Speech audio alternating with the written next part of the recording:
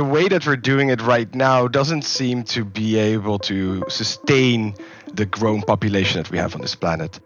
Ending world hunger. It's been the subject of countless telethons and charity fundraisers, and rightly so. Estimates put the number of people in the world who are suffering from hunger and malnutrition at the time of this episode at around 811 million, more than 9% of the world's population. That's a staggering number, and it hasn't really changed a huge amount in recent years.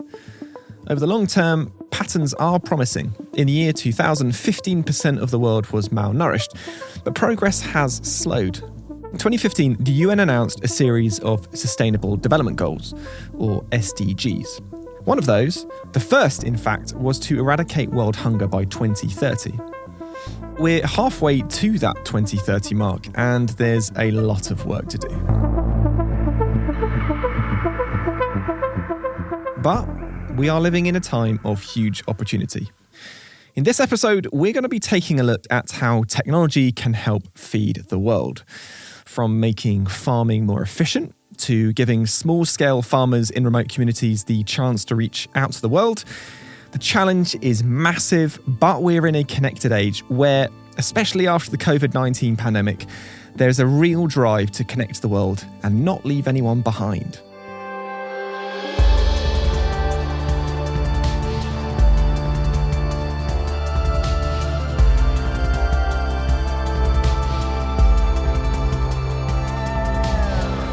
You're listening to Technology Untangled, a show which looks at the rapid evolution of technology and unravels the way it's changing our world. I'm your host, Michael Bird. So, first, let's run through a few basic facts. Small farmers, herders and fishermen produce about 70% of the global food supply. Unfortunately, these are the people who are most at risk from adverse weather, conflict, disease, global warming, water shortages, and the like. They're also less likely to be connected to the outside world via phone or internet, and also less likely to be educated to use what technology is available. There is more than enough food produced in the world to feed everyone on the planet. And for reference, the minimum healthy intake is generally judged to be around 1,800 calories of a mixed diet. So, eat your veggies, drink your milk, or your substitute of choice. The problem is, we chuck a load of it away.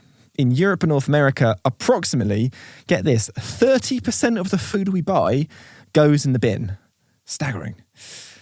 Likewise, 15 to 30% of food produced by our farmers gets thrown away.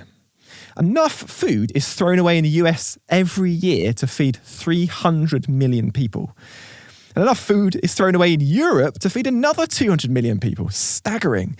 In Africa, there's generally less household waste, but more production waste, poor storage, lack of refrigeration, unreliable logistics, which means 25% of produce never reaches the market. Oh, and China throws away enough food to feed 200 million people. My goodness. Anyway, you get the idea. So, what's needed is a way of tying all of these strands together to make sure supply meets demand, prepare farmers in even remote areas for adverse conditions, and get the food to where it needs to be. So that's what we're going to be looking at in this episode. And since we need an overview to solve all of these problems, we might as well take that literally and start with satellites. Why not? My name is Jarman. I'm the managing director of a consultancy called AgriTierra. I'm British, but based in Bogota, Colombia, and I'm a specialist in the use of data and technology from satellites, drones, IoT for agriculture and food. Mark previously worked for the British company Satellite Applications Catapult, which exists to build new technologies and links between space and business. But a move to South America to follow his heart has opened his eyes to the enormous opportunities for technology in agriculture in less developed parts of the world, and the importance of opening up that data to farmers at risk from climate change and other threats.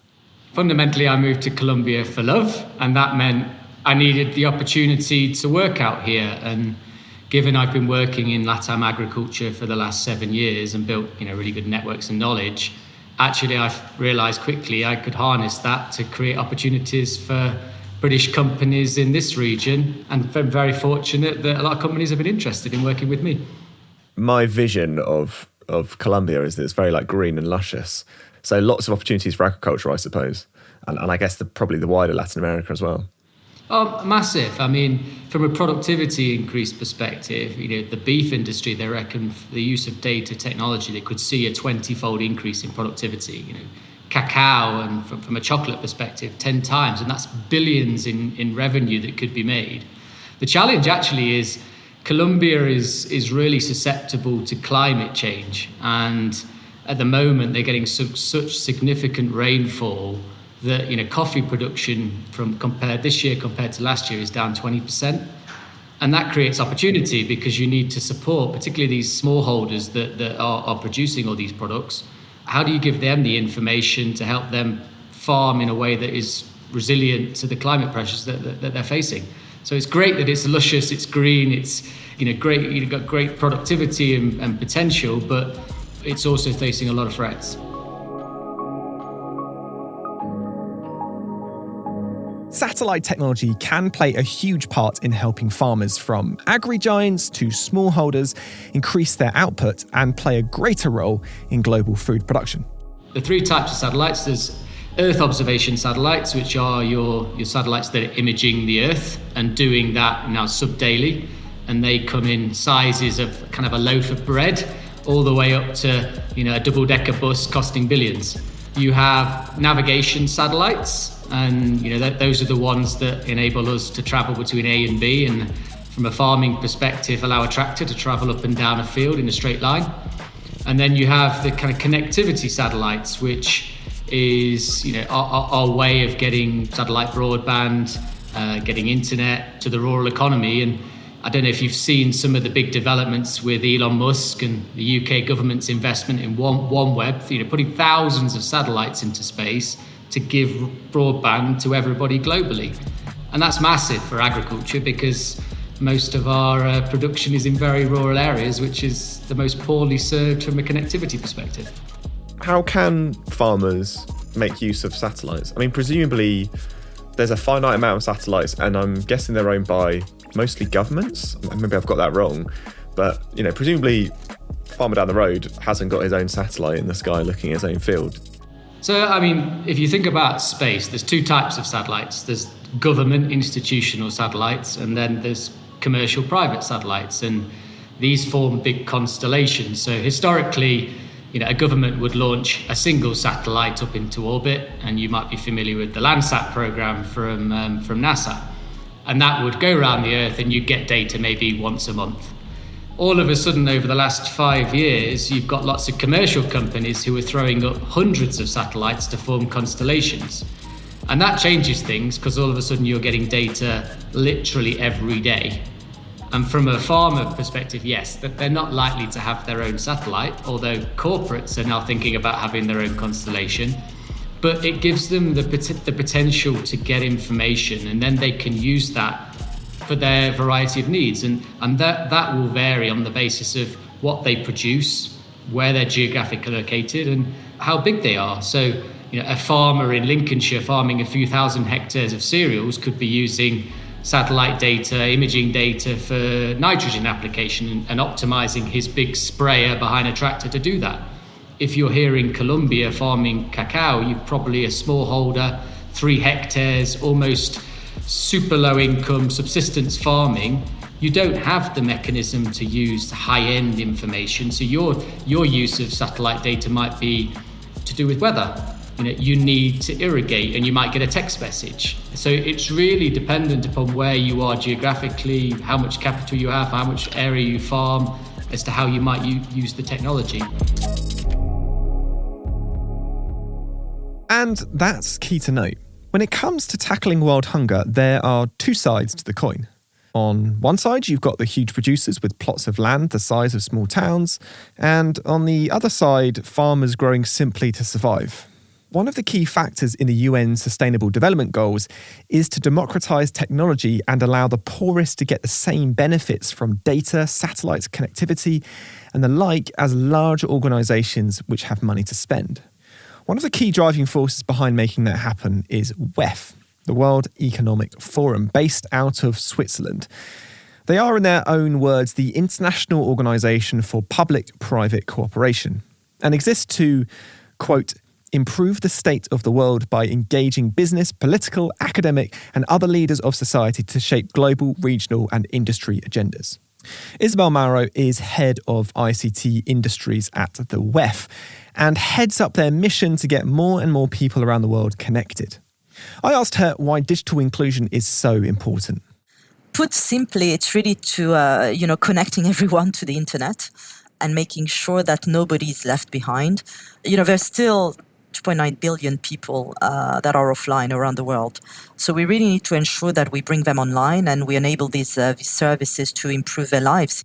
Because if they have access to digital communications, they will be able to access services that they may have not been able to access before. Well, I think as a bare minimum, for us living in the Western world, it seems obvious that everybody has a mobile phone. It is not if you come from, underserved or unserved regions maybe in Africa, in Southeast Asia, but communities as well, in Europe and the US, as we saw with COVID. So, when we talk about inclusivity, I think one of the big elements, it's we often think about access, providing access to communications to people.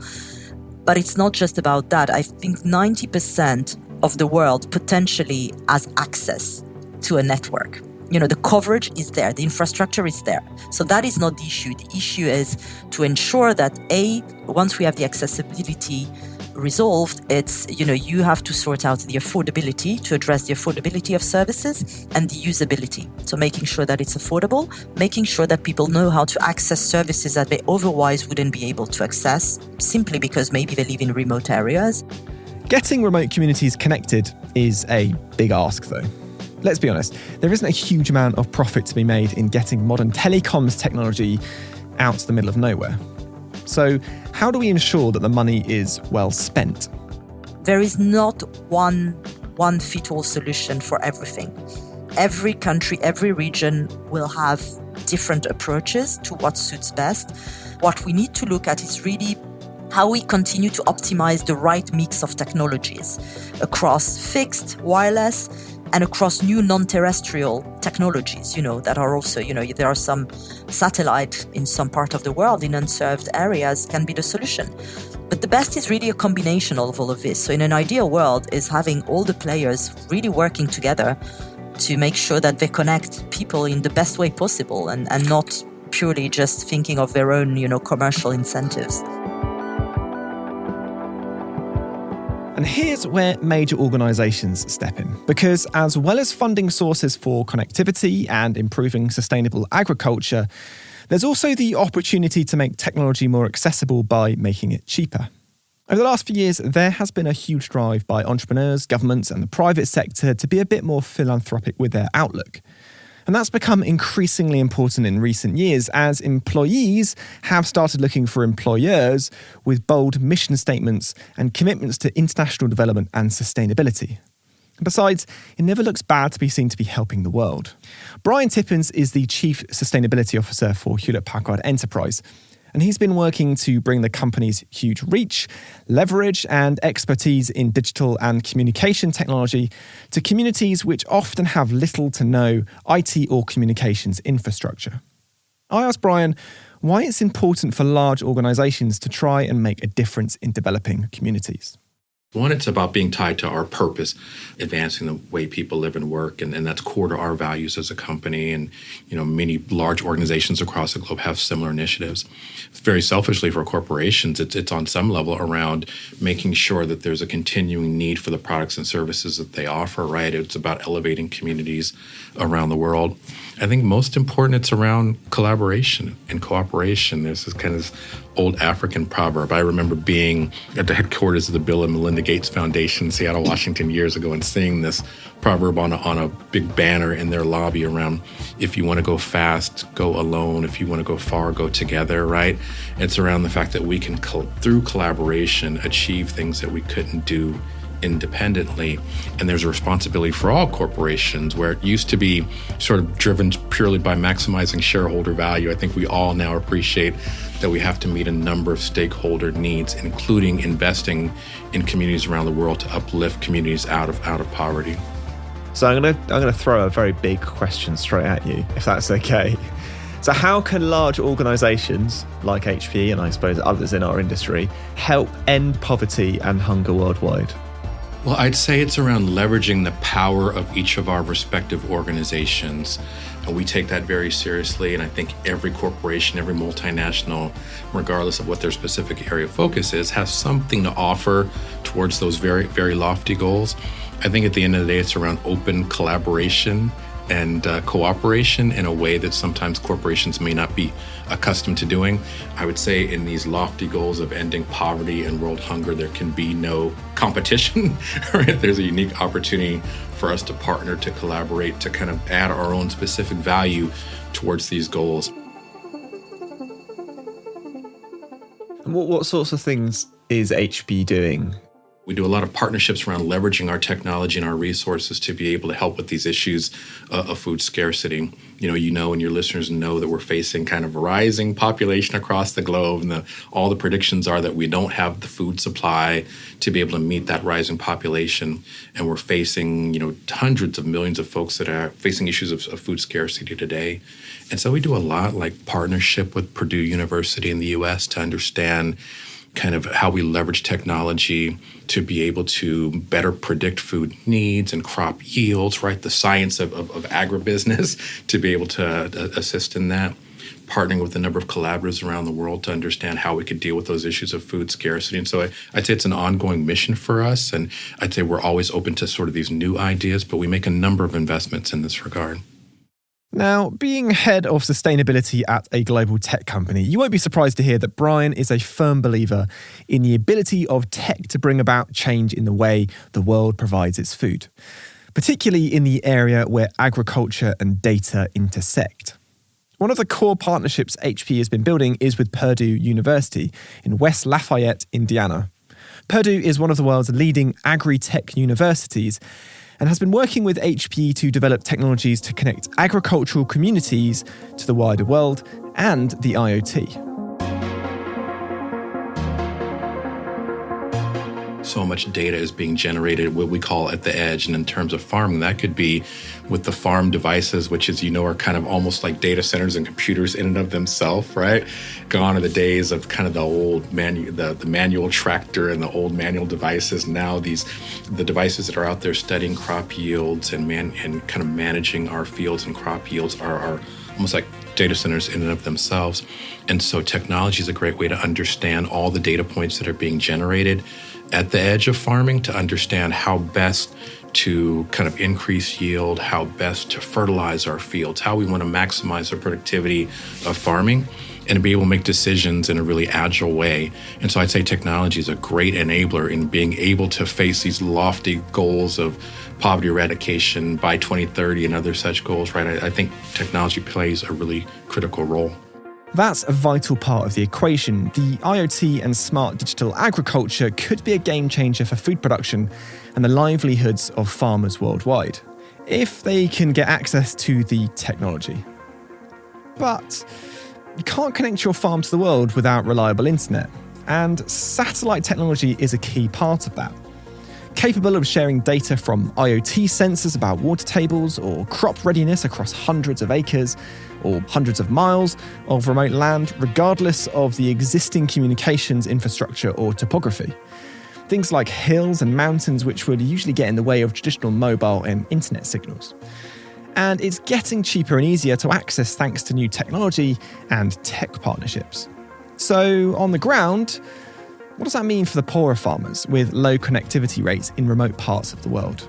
Here's Mark Jarman. A really interesting example would be a company called Wild Technologies, which are utilising satellite to connect sensors in fields. And they're doing some trials at the moment in different geographies, just purely to help farmers who have no connectivity understand what's happening with the soils, with humidity or temperature, etc. Just to help them then access simple text messages to help them with irrigation, for example.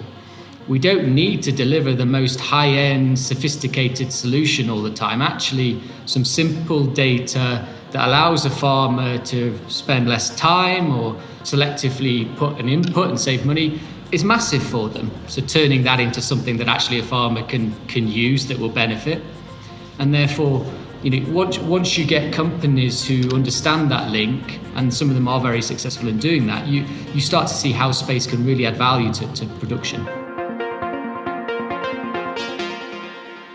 And it is getting much more affordable, especially when local communities or cooperatives can club together to buy into data services. Space is kind of a backbone for the ag industry and for a current and future potential, because it's so much cheaper to process and utilize this data now that the cost of computational power from the likes of Amazon Web Services has changed the landscape dramatically. I mean, I remember trying to sell to end users 10 years ago, and I was focused on drone technologies, which everybody was fascinated by because it was cool tech. But the cost was so high and the returns minimal, you suddenly had to kind of think, how do you make these business models work? And that's what I'm seeing now with some of the successful companies, is their ability to work with end users to make this data accessible and to really provide the value add, actionable intel that customers are needing, and being able to do that in a timely manner. Because if you think, it's no good monitoring from a satellite on a Tuesday and not getting the data back to the farmer until the Saturday. I mean, the world's changed a lot in that amount of time, and therefore, that has changed massively. You're getting data to customers almost in real time. Once you give that kind of connectivity to the rural economy, you create that kind of digital backbone, all of a sudden people can actually start to make better decisions, whether that's supplying chemicals or fertilizer, thinking about how they optimize their planting strategy and use equipment. And then from a supply chain perspective, all of a sudden you're getting data of what's happening in real time from a sourcing angle. The possibilities are endless when it comes to making subsistence farming smart farming. Not only are you giving farmers in remote communities the chance to get better connected, both literally and metaphorically, to their land, you're also giving them the opportunity to connect with the end user to meet demand in a way that wasn't possible even 5 years ago. There's a Scottish company called Trade in Space, and they're kind of pioneering the use of satellite data linked to blockchain. They monitored from space a number of coffee farmers here in South Colombia and bought the coffee for a company in Scotland remotely, then linked that to with a smart contract through a blockchain, monitored that coffee then from Colombia all the way to the UK till it arrived in Edinburgh.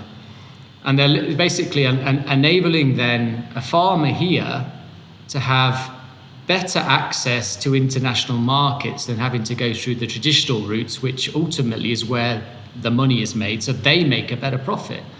So from a food security perspective, you suddenly have opportunities to open up global supply chains and then link that to emerging technologies like blockchain, where your ability to make smarter contracts, to provide credit, to remove some of the fraud because of digital signatures within that.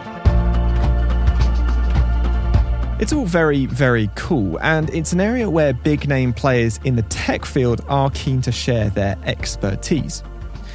As Brian Tippins explains, in HBE's case, that's by working with local partners to use their expertise alongside HP's groundbreaking data analysis and storage solutions, particularly around edge computing and getting the right insights to the people who need them, wherever they are along the chain. Whether it's through social media or autonomous cars or our cell phones or agricultural devices, right? There's this tremendous amount of data that's being created at the edge, more than's ever been created before.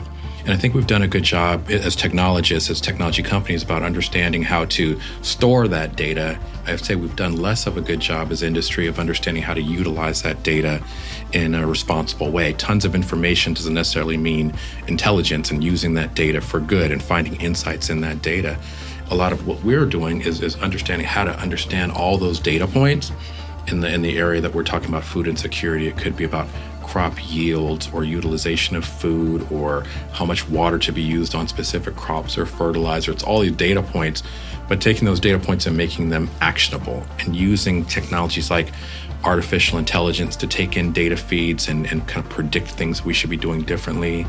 It's around high performance compute to understand how to crunch that data and use it in real time for decision making. And so, when we talk about age of insights, I'd say it's true in multiple industries. It's very much true in food production that we need to be able to take in that data and use it not just for the sake of data, but to create insights that change the way we operate going forward. But AI and data analysis is quite expensive, or at least out of the reach of subsistence farmers. So how can we encourage people to invest in the infrastructure, both big organisations and governments or end users? That's where the World Economic Forum steps in. They encourage organisations to work with governments to create funding models and products that make it financially viable to connect the unconnected. Here's Isabel Mauro. If there are still nearly 3 billion people that are not connected, it's because from a business perspective, in some areas, there is no return on investment for the investors, who are the telco operators, who are the industry. So we need to come up with business models, mechanisms that are really going to make sense and are going to be sustainable and are going to leave the time, if you want, test in order to create this resiliency that we need to create. So, for instance, one of the first things we did in 2020, we issued a guide for bond financing. There is really a proliferation, in particular since COVID, of bonds that are ESG bonds. So you look at the governance, the environment, but inclusivity is one aspect that is really overlooked. And so our goal here was really to bring together experts that could provide guidance on how do you include inclusion in a bond when you issue a green bond or an ESG bond, so that the money, the proceeds that you get from the bond go specifically to fund digital inclusion projects, services or infrastructure.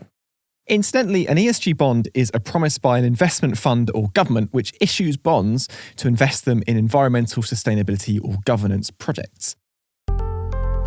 So far, we've mostly talked about connectivity. It's a big part of the solution, but it doesn't tackle one of the big elephants in the room, or rather, one of the big cows. And that is that the planet loves meat. But meat is appalling for the planet. Depending on which studies you look at, it can take up to 1,500 litres of water to make 1 kilo of beef, or 10 litres for every calorie. And in terms of the land it uses, it takes around 350 square metres of land to make 1 kilo of beef. And that's 1.7 times the average US house size and 5 times the average UK home size. Wow, I really need to move to the US. That's land and water that could be used for far more efficient vegetables or for solar panels or, and this is a mad idea, left for use by plants and animals we don't intend on eating. On the other hand, the world gets wealthier and diets improve. People want more variety and demand for meat skyrockets. So what can be done? My name is Daan Luining. I am the co-founder and CTO of Meatable. I have a background in cell molecular biology and tissue engineering, and I've specialized my career in the development and the commercialization of cultivated meat.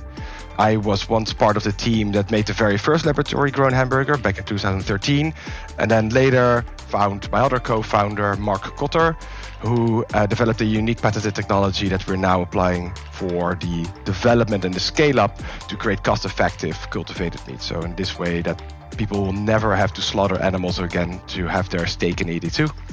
Meatable is a Netherlands-based company at the cutting edge of lab-grown or cultured meat.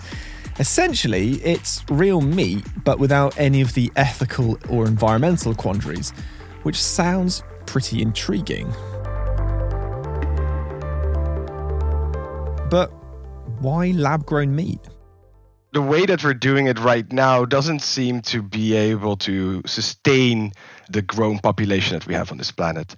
Cows produce a lot of methane, pigs produce a lot of methane, also a lot of antibiotics, and also not very resource efficient. That is not sustainable when you're seeing that more and more people are coming out of poverty and now are looking for a diversification in their diet. And what you can see is a huge correlation with GDP and the amount of animal protein that people eat. So they're not buying a car first, they're first diversifying their diet.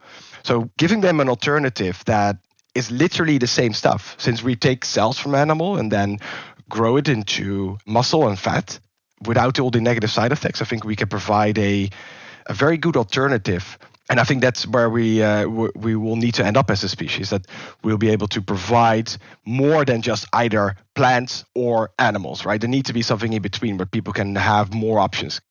It's a good point. Lifting people out of poverty is great, but that brings with it a greater demand for products, including meat and dairy, which in turn increases demands on farmland, which could otherwise and much more efficiently be used to grow vegetables. So how does the product actually work? You're taking a little bit of cells from an animal, and then you place this in a closed environment protected from the outside world, so where you can keep the temperature constant, because basically you're removing the entire support system of these cells of the animal, and you have to fulfill that with something else. So we have like a closed environment where it's protected from the elements. We give it all the warmth and all the nutrients and all the oxygen that it needs to start growing into more cells. And then eventually, when we have enough of these cells, then we say, well, we want you to become the muscle and fat in the combination that we desire. So this is also leaves open new avenues for developing better quality meats, maybe with higher protein or with less saturated fats. So in this way, you can maybe improve even what it means to have something like a piece of meat. So it really is just taking cells, feeding it all the nutrients that a normal cow would also eat, but then really broken down to the fundamental building blocks, because it doesn't have a digestive system anymore, to make more cells and then turn it into muscle and fat. That is in a nutshell basically how this process would work. You rely on what are called pluripotent stem cells. What are these? And also, can you pronounce it for me, please? I think you did a good job there. It's good. They are pluripotent stem cells, and pluripotent stem cells is a very special type of cell. So it's really early in its development. So it has a lot of potential, and that's why we call it pluripotent. It really goes to the growth potential, but also the potential to turn into different types of cells. So really from this single cell, we can make muscle and fat. So you don't need to have separate cells, but you can really use just this one cell to make both of them. And I think that's what makes it so special, right? So you just need to take cells from an animal one time and never again. And then you can expand them and turn them into muscle and fat. And that is, I think, what's really special about these cells. So just how close are we to so-called lab-grown meat being available in supermarkets and shops around the world? We've been doing a lot of R&D. So that's why also if people ask about cost, it's still pretty expensive since we're in that stage. You know, you can compare it maybe to when first semiconductors were developed. I think for 5 megabytes of storage, you had like an entire room filled with semiconductors to store that amount. And that's maybe a good analogy. So we're going to more scale up trajectory. So of course, with the economy of scale, price will drop over time. And this is basically the stage that we are in right now. So really the transformation for going to a scale up and then starting to create products that consumers can try. So when will I be able to go and have some lab-grown meat? When will I be able to pop to my shops and buy some? Probably around 2025, we think there will be capacity to produce enough that people can, probably selective stores, but have a chance to encounter our product. So that it's just 3 years away. It's like over in a heartbeat. So lab-grown meat isn't on the shelves just yet. But it isn't science fiction either. Being in the scale-up phase is a great sign for cultured meat as a commercial product. It's something Mark Jarman is following closely. He sees technologies such as lab-grown meat as part of the solution, along with smarter land use, less waste, and potentially, if cultured meat can be produced in urban environments, far lower food miles. I mean, it's all part of a system. Yes, we want to increase productivity, but you might also argue that we have more than enough land to do that, and we actually just need to farm in a better way. You have opportunities because of new innovations to produce more locally. So vertical farming, producing in big warehouses. Non-traditional farming in that sense is a way of optimizing production, removing some of the wastage issues. You've got a need, I think, to better optimize the supply chain from a sourcing and demand perspective. So when you hear that some broccoli farmers are planting 200% of the contract needs for a retailer, you think, why are we doing that? Why does a farmer feel they have to literally plant such an excess of product at the start of a season to ensure they satisfy contracts? And then if there isn't the demand, well, it just gets ploughed back into the soil, because actually they're not going to sell that product for the same price. They've agreed contracts. You suddenly realize there's subtle changes that have to go on in the food industry and the food system to overcome these challenges that actually, are politically based, are digital data based, opportunity spheres, and are just pure behaviors that have just been going on for decades. And I think if I look at the system now, legislation's coming in that will force companies to produce and source in different ways. You've got the whole, a net zero agenda, and talk of farmers changing from producing crops to producing carbon, and literally just having wildflower meadows going for biodiversity, because that's where payments may go. So you sort of look at the system and go, how is our UK farming system going to look in 10 years' time, and how's that going to impact globally? So from a carbon credit perspective, I was talking to people here this week, and they're terrified that big, wealthy individuals and corporates are going to buy up huge swathes of land for carbon offsets. And what does that do for production here, for example? So you mentioned vertical farming or farming in a warehouse. How does that work, and what does vertical farming mean?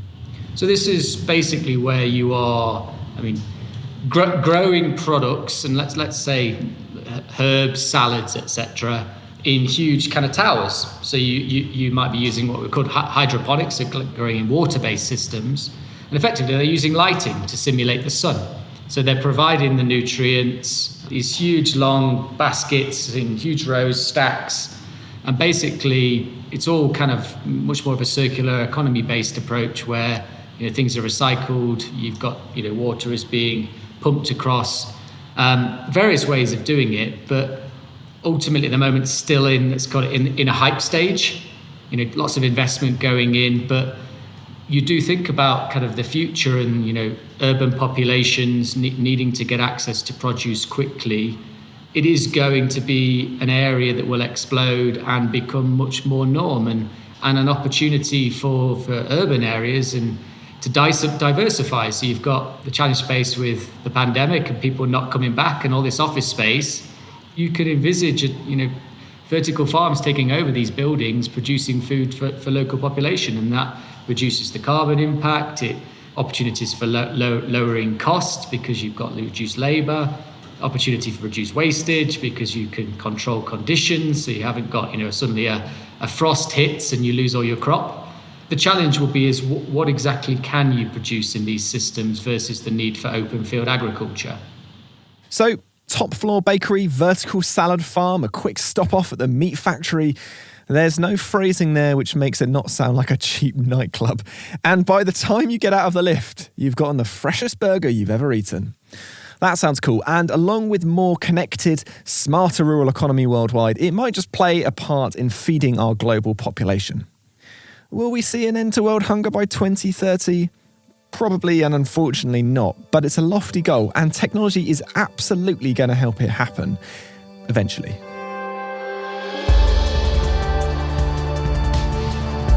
You have been listening to Technology Untangled. I'm your host, Michael Bird, and a huge thanks to Brian Tippins, Isabel Mauro, Mark Jarman, and Dan Looning. You can find more information on today's episode in the show notes, and this is the 4th episode in the 3rd series of Technology Untangled. And in the next episode, if you liked this one, you'll like that one, we'll be looking at how technology can help end world poverty. So make sure you've hit subscribe on your podcasting app of choice so you do not miss out. And also you can catch up on the last 2 series. Win-win. Today's episode was written and produced by Sam Datter and me, Michael Bird. Sound design and editing was by Alex Bennett, with production support from Harry Morton and Sophie Cutler. Technology Untangled is a Lower Street production for Hewlett-Packard Enterprise.